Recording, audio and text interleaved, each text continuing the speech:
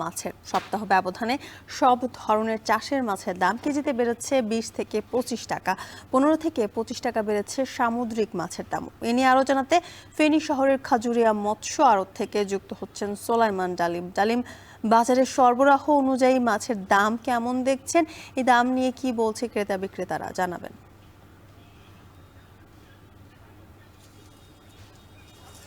যুথিকা, গত কয়েকদিনের যে শীতের যে তাপমাত্রা ক্রমাগত কমছে, তাপমাত্রার যে পারদ কমার সাথে সাথে কিন্তু সেটির যে প্রভাব সেটি কিন্তু ফেনীর পাইকারি এবং খুচরো যে মাছের বাজার রয়েছে সেখানেও কিন্তু পড়েছে। আমরা আজকে সকাল ৬টা থেকেই ফেনীর পৌর যে মৎস্য আড়ত রয়েছে পাইকারি বাজার, সেখানে এসে যেটি দেখেছি যে রুই, কাতল, মৃগেল, তেলাপিয়া এবং কার্য সহ চাষের যত মাছ রয়েছে আমরা দেখেছি যে প্রতি কেজি মাছেই কিন্তু দাম গেল সপ্তাহ থেকে আজকের বাজারে 15 থেকে 20 টাকা বেড়েছে। আমরা দেখেছি যে 1 কেজি অথবা 1 কেজির উপরের যেসব রুই মাছ সেই সব রুই মাছ আজকের বাজারে 350 থেকে 400 টাকায় বিক্রি হচ্ছে। কাতল মাছ যেগুলো 2 কেজি অথবা এর আশপাশের কেজি সেগুলো কিন্তু আজকের বাজারে 400 থেকে 450 টাকা বিক্রি হচ্ছে।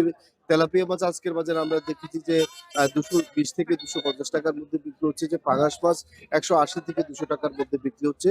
এছাড়াও আমার বিক্রেতারা এবং যারা মৎস্য চাষের সাথে সংশ্লিষ্ট রয়েছেন তারা আমাদেরকে যেমনটি জানিয়েছেন যে শীতের কারণে মূলত তাপমাত্রা কমার কারণে কিন্তু মাছের যে আহরণ সেটি কমেছে, যার ফলশ্রুতিতে বাজারে সরবরাহ কমেছে। সরবরাহ কমার কারণেই দামটা মূলত বৃদ্ধি পেয়েছে। এছাড়াও আমরা চাষের মাছের সাথে সাথে যেসব নদী এবং সাগরের মাছ রয়েছে সেসব সাগরের মাছও দাম বেড়েছে। আমরা দেখেছি যে বাইলা, পোমা সহ অন্যান্য যেসব মাছ রয়েছে সেই সব মাছও কেজিতে 20 থেকে 25 টাকা বেড়েছে।